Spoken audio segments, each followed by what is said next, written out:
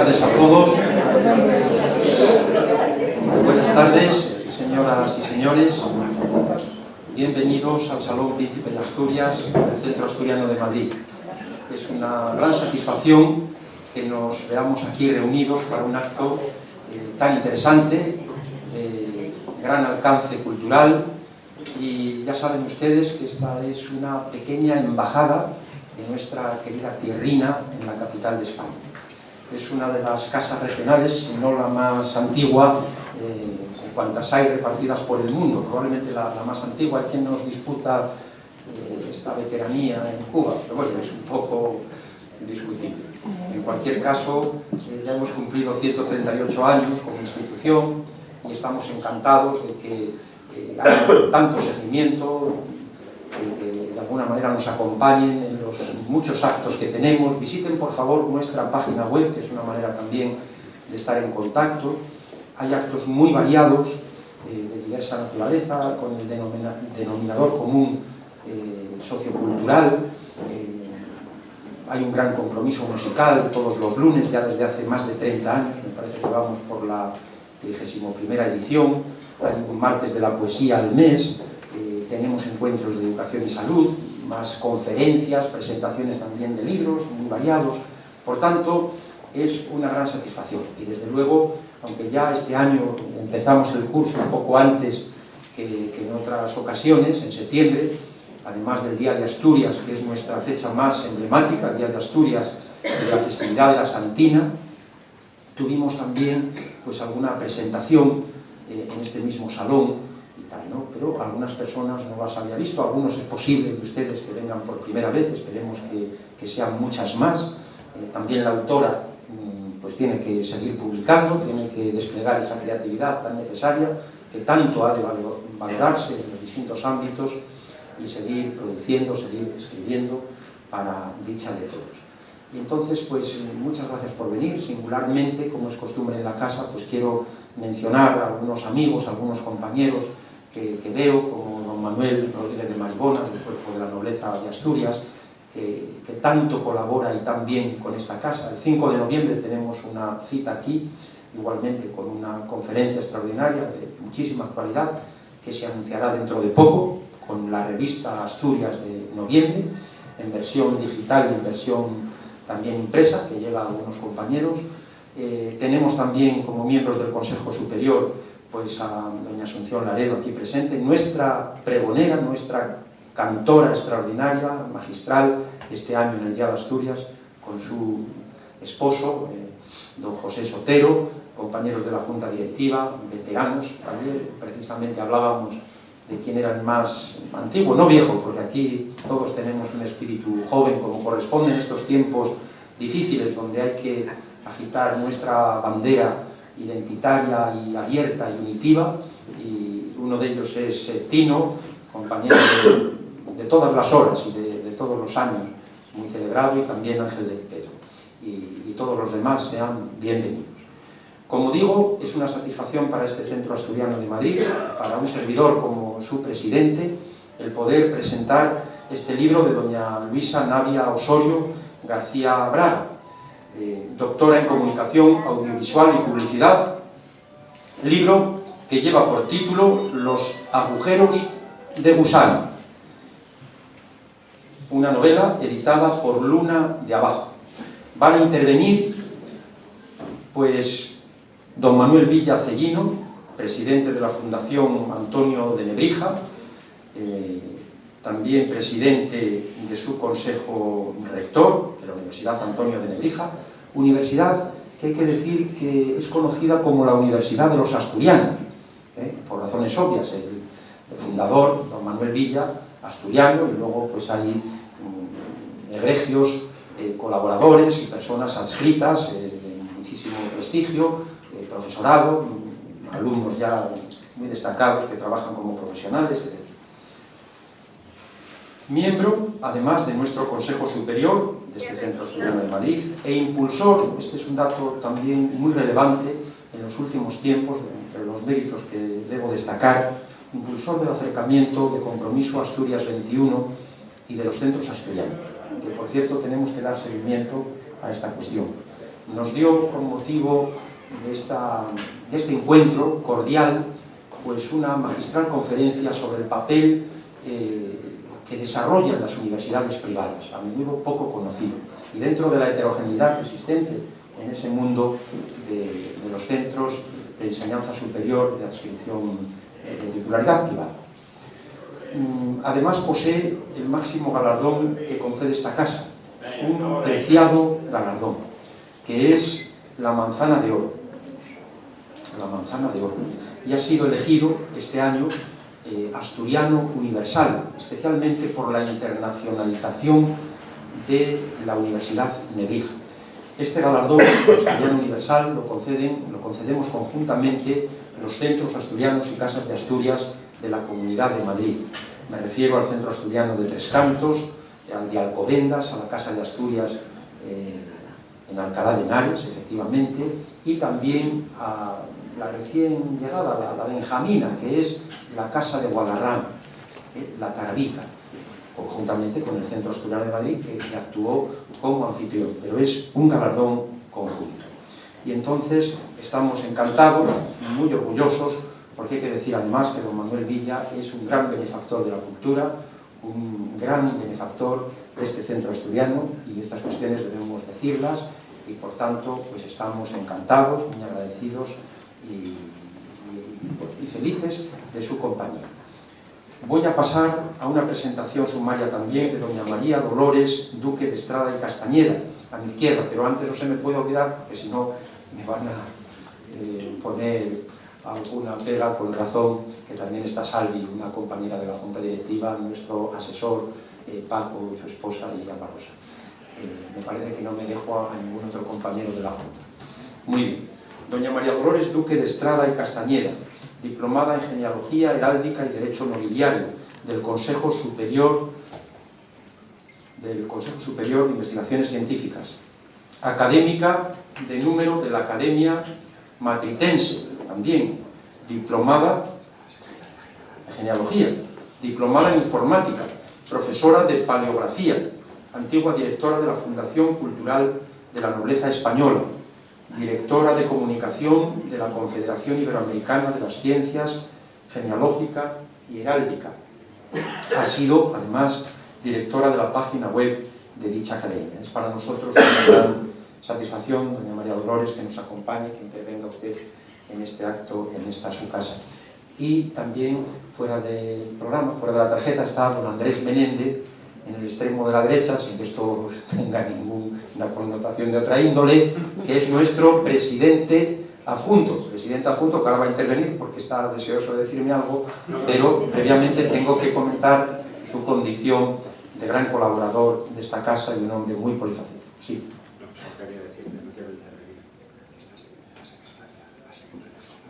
Sí, es verdad que se acaba de incorporar, muchas gracias. Ahora lo íbamos a comentar después de presentarte, que está nuestra secretaria general, doña Pilar Riesco, que pudiera un poco pasar desapercibida porque acaba de llegar. Muchas gracias.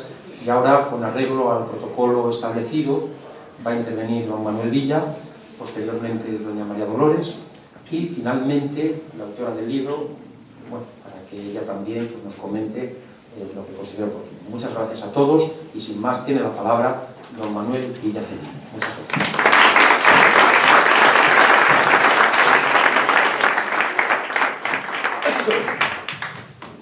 Muchas gracias, Valentín. Buenas tardes a todos. Vamos a continuar en esta tarde pasando un buen rato hablando de una novela y yo diría de una joven novelista. La joven novelista está aquí a mi izquierda y no la llamo joven por su edad real, que desconozco, sino por la frescura y jovialidad de sus escritos, como demostrará la novela que hoy presentamos y de la que me gustaría decir dos palabras.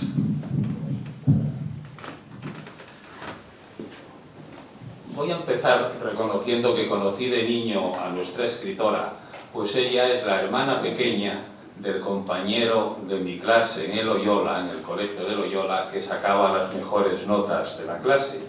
Y además es también hermana de la mejor amiga de mi propia hermana, que estudiaba con la suya en el colegio de las Misulinas.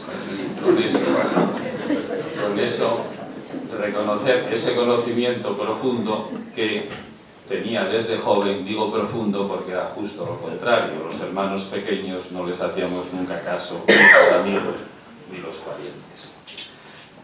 Estas coincidencias personales me han hecho a mí admirar más el buen tino y el buen estilo de nuestra escritora. Buen tino y excelente capacidad de observación para presentar con total nitidez un ambiente urbano, yo diría que tan real como la vida misma, y tan creíble que algunos se preguntarán dónde ha buscado inspiración. Y claro, para los que somos de Asturias y conocemos también Oviedo, seguro que una parte de la inspiración le vino del famoso club de tenis, y no sé si están al corriente, supongo que sí, de esa polémica que muchos no quieren reconocer para describir nuestro Oviedo, que es la muy noble, muy leal, benemérita, invicta, heroica y buena ciudad de Oviedo. La autora nos transporta con increíble facilidad a lo que yo llamaría el Oviedín de toda la vida, ese Oviedín que tanto queremos los que nacimos allí. Vamos a hablar en la novela de unos personajes singulares que cobran vida propia en esta novela que yo calificaría de deliciosa cuando se lee, porque desmenuza y retrata con palpable actualidad todo un mundo que ahora veremos en qué medida es real o imaginario. Pero la autora hace, entre otros, yo diría, recursos literarios, citas de los periódicos de Asturias, citas sistemáticas de lo que está pasando a lo largo de algunos años, y eso me ha parecido un buen recurso literario. Los personajes, para mí, son tan singulares y están tan bien caracterizados que tengo la impresión de haberlos visto pasear por Oviedo, por Gijón y Avilés cuando era niño, curiosamente, o ahora, cuando ya siendo menos niño, me fijo más en quienes pasan a nuestro lado. Nombres como Chitina y Vicentón, Rafael y Xenia, Béter y Nacho, Abelino y Daniel, o la delicada Irma, que, en mi opinión, no podía ser tan mala, tan cabrona, dice la novela, como el propio protagonista la presenta. Todos estos personajes nos acompañan y hablan con el lector a través de un lenguaje que yo definiría como propio y original, y al que voy a hacer varias referencias. Nos hablan descubriendo sus intimidades en capítulos sucesivos, de manera que forman un conjunto creíble y entrelazado de vidas aparentemente triunfantes que, sin embargo, esconden la posible podredumbre de quienes se dejan llevar por los instintos más básicos y por la complacencia del halago y del dinero fácil. El lenguaje para mí es lo más admirable, porque Luisa se atreve con todo, desde el propio índice de los capítulos, con referencias al latín clásico, que ya está muy olvidado en muchas generaciones, hasta todas esas palabras tan de los asturianos como chigre, mayar, duernu y otras muchas que nos remiten al conocido dialecto asturleonés, que, como saben, algunos quieren convertir en lengua obligatoria. La autora no lo hace y se mantiene en la verdadera esencia de nuestra forma de comunicarnos, aunque no deja de reflejar escenas en las que sitúa las tensiones del momento cuando dice, por ejemplo, todo era tan céltico, tan podemita, tan coñazo. Sin abandonar las referencias a esa forma de hablar tan nuestra, tan local y tradicional de nuestro viejo dialecto, la autora nos transporta al momento presente con habilidades y secuencias en las que algunos personajes actúan como blogueras, instagramer, youtuber, mientras que la acción cobra así todo el realismo de los tiempos modernos e interconectados en los que vivimos.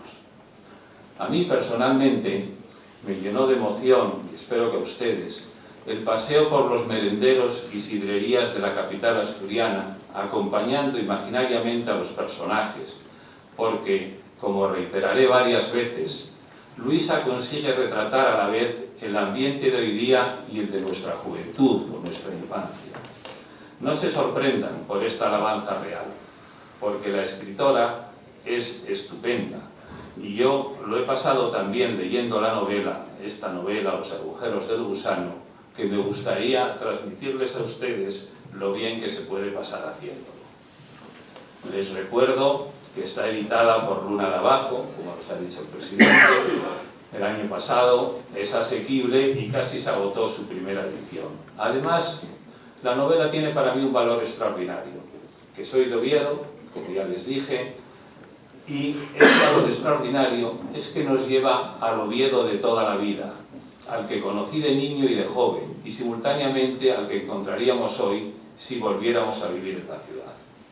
Porque Luisa Navia Osorio consigue esta realidad de parar el tiempo histórico, el de la Asturias eterna, la Asturias del periódico, que ella llama la actualidad de Asturias, y que cita con profusión y que no cambia en varias generaciones, porque todos lo leemos, lo conocemos y lo disfrutamos. Parar el tiempo histórico no es fácil, pero lo hace con una excelente recreación de los personajes, los 9 personajes básicos, descritos desde la intimidad de sus propias reflexiones, con una naturalidad y una crudeza al mismo tiempo, que nos parece que nos están hablando ellos o que les estamos escuchando a los personajes en la intimidad. Estos personajes, actuales y viejos al mismo tiempo, se mueven en la novela impulsados por pequeñas emociones atávicas de las que conocemos en muchísimas personas, y por esos ideales también locales, encarnados durante sus diálogos íntimos, en los que para centrar sus vidas, ¿en qué las centran? Las centran en aparentar buena posición, la riqueza y el éxito en la sociedad local que siempre han estado presentes en estas ciudades de provincias. Ciudades que todos sabemos que son hermosas, pequeñas y acogedoras, en las que todos se conocen y en la que efectivamente el tiempo se demora. Se demora tanto que, insisto, nos parece que estamos ante un Oviedo tanto actual como de hace muchos años. Otro gran atractivo y mérito de la novela, conseguido por su autora sin aparente esfuerzo, es situarnos sin tapujos en un ambiente creíble, local, como digo, algo miserable, e imaginado desde el principio, supongo, querida Luisa, con cierta crítica social, por la grosera mezquindad de los ideales, de la personalidad y de los comportamientos de algunos personajes. En este punto es donde debo sugerir no ya una crítica, sino una petición que les parecerá responsable y creo que estimulante para la escritora, a la que hoy aplaudiremos para homenajear este excelente comienzo de su carrera literaria. Querida Luisa, podrías dar a luz y podrías dejarnos leer pronto y con la misma precisión de paisajes y de personajes otra novela en la que, al no empezar por las manzanas de sapo, como empiezas, tuviéramos una descripción positiva y ejemplarizante de otros muchos personajes o personas que también viven en Asturias y no forman parte de un cierto detrito social tan real como la vida misma? Esta es mi única crítica y petición al mismo tiempo. Aunque sé lo festivo que es para cualquier lector común admirarse y recrearse en la miseria ajena, en la fuerte miseria personal de una parte de los personajes, cuando además esa miseria está también hilvanada en su alcance y descripción, como haces en tu novela. Voy a terminar. Debo felicitar a Luisa por habernos dado esta creación literaria con la que todos disfrutaremos. Debo recomendarles, naturalmente, la lectura y agradecer al Centro Asturiano su amabilidad al organizar este entrañable acto. Muchas gracias.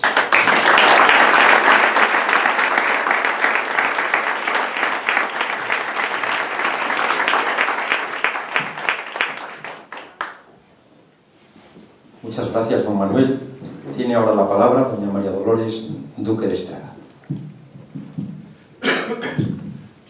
Buenas tardes a todos.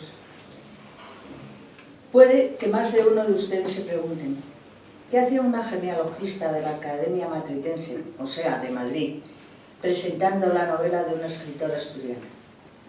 Bien, voy a intentar despejar esa duda razonable exponiéndoles algunos motivos. 1. Como quizás incluyan viendo nuestros apellidos, efectivamente las dos somos asturianas y por añadidura nuestras familias llevan generaciones tratándose entre sí. Además, ambas pululamos por la zona oriental, que pega con Santander. Esta coincidencia en el espacio-tiempo, sumada a que Luisa es simpaticísima, nos ha llevado a compartir faves y meriendas veraniegas. Y leyendo Los agujeros de gusano, el libro que hoy presentamos, además de disfrutar muchísimo, confirmé un tercer nexo y unión, nuestro común interés por la genealogía. Bien es cierto que en mi caso, la historia familiar es objeto de estudio que aspira a ser científico, mientras que en el caso de Luisa es sobre todo sujeto literario. Y ya les aviso que si se ven en la tesitura de elegir no lo duden. Con la producción de Luisa Navia Osorio lo van a pasar infinitamente mejor. Su libro, aparte de ser estupendo y de estar muy bien escrito, hurga ahí donde un genealogista nunca podría llegar. ¿Cuántas veces estudiando una familia me he preguntado ¿por qué se casarían estos dos si no tenían nada que ver?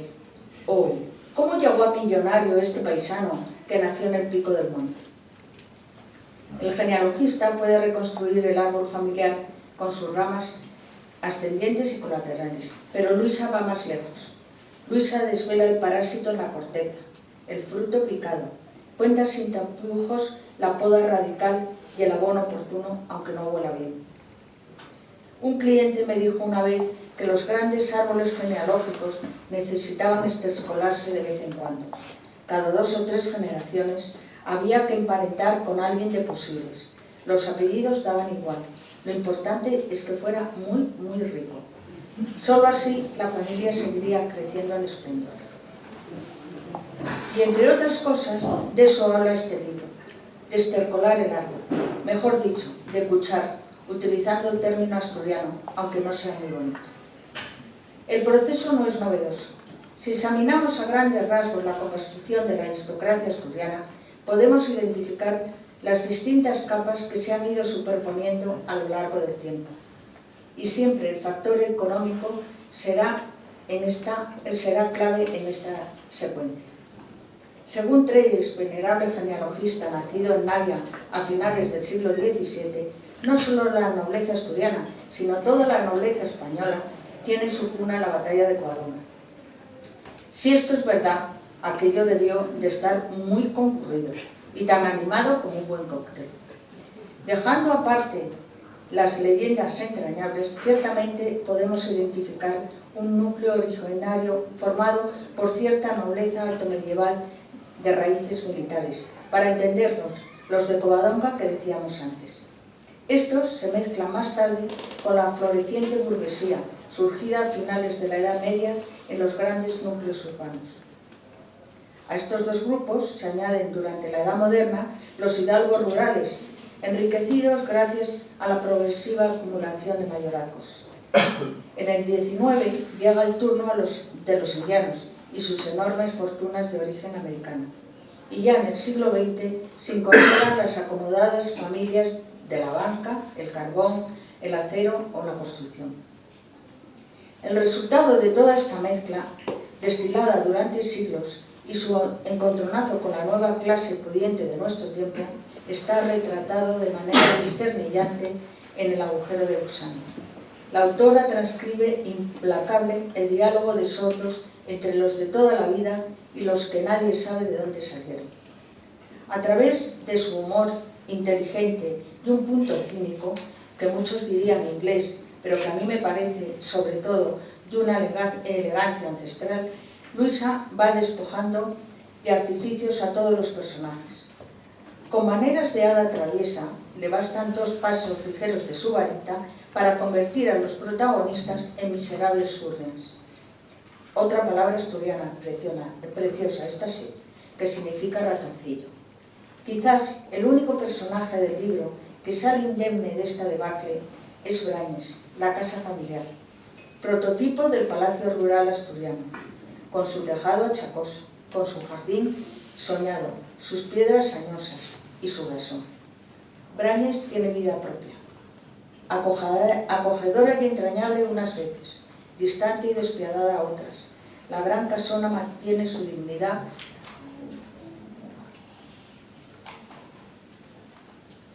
en medio de la tormenta. Solo ella parece saber que cuando amaine las cosas habrán cambiado, pero en el fondo todo seguirá igual. El libro de Luisa empieza una tarde de finales de octubre, como hoy, así que no se me ocurre un día mejor para comprarlo y empezar a leerlo. Aunque estemos en Madrid, les parecerá que están en Oviedo, tomando un culín de sidra, dulce al principio y algo ácido al final, que siempre te dejará con ganas de más.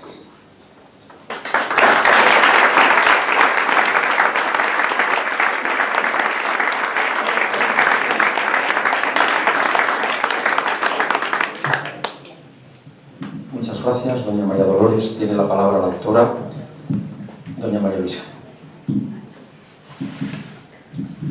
Muchas gracias, Lola, por dedicarme tu tiempo, sobre todo ahora, que me consta que estás tan ocupada y tienes tanto trabajo y pudiste hacer esta hermosura. Muchas gracias. Muchas gracias, Manuel, porque has sido el instigador de esta presentación en Madrid. Que mi novela te haya gustado lo suficiente para movilizar esto ha supuesto para mí un estímulo inesperado. Y me ha encantado tu presentación, que no me había escuchado. Pero me parece que no puedo complacerte, ¿eh? Que los de la próxima novela son más malos todavía y muchísimo más retorcidos y mucho peores, pero bueno, en fin. Buscar algo bueno, a ver si me sale. Vale. Muchas gracias, Centro Asturiano de Madrid, y muchas gracias, Isabel y Valentito. Sí. Y muchas gracias a vosotros, queridos amigos, lectores, por estar aquí, haciéndome compañía y apoyando esta primera novela. Bueno, muchísimas gracias por vuestra confianza suicida, porque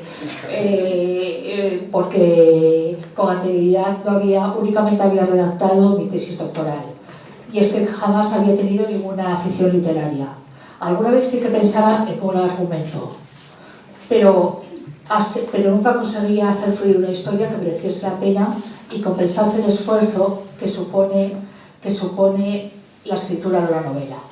Hasta un día que en vez de pensar en un argumento, pensé en un personaje. Y entonces a partir de él me resultó muy fácil ir encajando las distintas piezas. Soy una escritora muy novel, pero que no cunda el pánico, porque durante la redacción descubrí que disfruto mucho con las correcciones, que me encanta hacer y rehacer hasta que encaja. Así que al revisar mi primer borrador, que entre tachones, esquemas, era de 400 páginas, comprobé que no era una novela, que eran dos novelas diferentes. Volví a hacer el segundo borrador y me salió otra novela que tampoco tenía nada que ver, y era como de 300. Y así crecía, me menguaban historias y paquetes de folios. Hasta un quinto borrador. Y en ese quinto borrador sí que encontré el argumento de los agujeros de gusano. Seguí con mis propias correcciones e hice 7 borradores. Como al escribir una novela te expones mucho, y en Oviedo, todos conocemos a Oviedo, a la gente le encanta hablar, es una ciudad pequeña, no podía aparecer con cualquier cosa. Y entonces busqué un profesor particular de expresión literaria, que es Manuel Astur. Y una vez finalizada, la traductora Raquel Vicedo hizo una corrección ortotipográfica y la volvieron a repasar en la editorial, Lura de Abajo. Bueno, en la editorial la verdad es que es una editorial muy primorosa, que no ganan nada, que simplemente son bibliófilos, que les encantan los libros y la literatura. Ganen dinero o pierdan, que es exactamente igual. Entonces les dio lo mismo volver a corregir un montón de veces más. Pero bueno, ellos también me inspiraron mucho, porque envié el borrador un viernes y el domingo me llamó el director entusiasmado, que ya lo había acabado a pesar de su mujer, que porque al escucharle reírse a carcajadas. Comentamos 4 cosas y a los pocos días me encontré por el correo electrónico el libro ya acabado, con la portada esta, que me gusta mucho, con la portada imaginada, con unos añadidos como estas como estas guardas, e incluso con un colofón, que ya es raro encontrarse libros con colofones en esta época. Y encima consiguieron que esta edición sea barata. Así que esta novela ha sido muy pulida, lo que posiblemente agradezcáis. Y a mí me tranquiliza. Y en cuanto al contenido, como ya se lee en la contraportada y ya ha explicado Manuel, desfilan nuevas ricas instagramers que se creen integrales, pero que no, que son bastante fallas. Aristócratas asturianos con casonas en las que hace falta juntarse con alguien más rico para encajar. Escritores asturianistas que están a la caza de la subvención. Empresarios vinculados a la pesca, a la minería, a los fondos mineros, a los muebles de oficina. Entonces quiero subrayar que tras estos personajes de mi novela no hay nada más que distintas facetas de mi propia personalidad y mi imaginación. Se puede pensar que ya que la trama de mi libro se desarrolla en Asturias y en esta época, quizá algunos de los personajes pueden descubrir algún conocido. No es cierto. Que no es cierto. Que los protagonistas no son el alias de nadie. Simplemente se me ocurrió el personaje protagonista, un poeta asturianista, y fui añadiendo esposas, suegros e hijos. Y una vez que los tuve a todos, busqué un tema en el que podían desenvolverse, y dije, ¡hala! Corrupción. Entonces solo quedaba encajar esas piezas a los personajes mediante las acciones. Por eso no hay que buscar una segunda lectura. Es una novela de personajes imaginarios que han reaccionado con sucesos reales y con otros sucesos, que si no siempre son reales, son plausibles en nuestra época y sociedad. Entre los casos reales había tantos que escogí que los tuve que juntar, porque era una pena, y eran tan literarios e increíbles que era una lástima desaprovecharlos. Entonces hay varios aquí de los que han ocurrido en Asturias. Y como también me encanta el movimiento simbolista en pintura y poesía, no pude evitar incluir unas claves simbolistas en la novela, que casi no se perciben, como la correlación de Asturias con el paraíso, las manzanas del paraíso y el mundo de la sidra, los agujeros de gusano de la propia manzana, pero con un agujero de gusano en el atajo y el tiempo, porque representa un poco la estructura circular que he pretendido conferir a esta novela, que acabe un poco como empieza, en cierto modo. Y una última imagen que planea la novela es la de la manzana podrida que pudra todo el cesto. Y es que durante la redacción me venían a la mente los vanitas barrocos, que son esos bodegones de fondo negro con flores y frutas a punto de marchitarse, que están rodeados de calaveras y de podredumbre, que quieren representar la inutilidad de las vanidades del mundo frente a la muerte.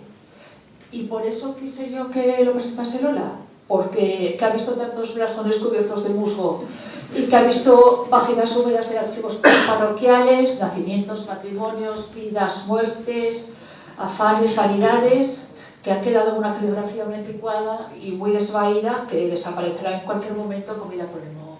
Entonces, y aunque es una novela de decadencia de una región, de una clase social, la gente me para porque me dicen que se han reído con ella. Así que creo que a pesar de lo que pueda tener su contenido de atormentado, les podrá prestar esta pequeña y extraña novela.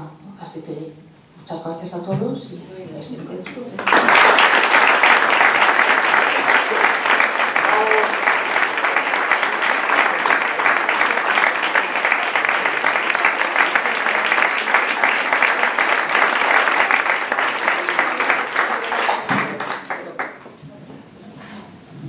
Gracias, Luisa. No sé si alguien quiere hacer alguna pregunta, algún comentario. Tiene esta oportunidad aquí con la autora presente. Y ya saben, además... espontánea.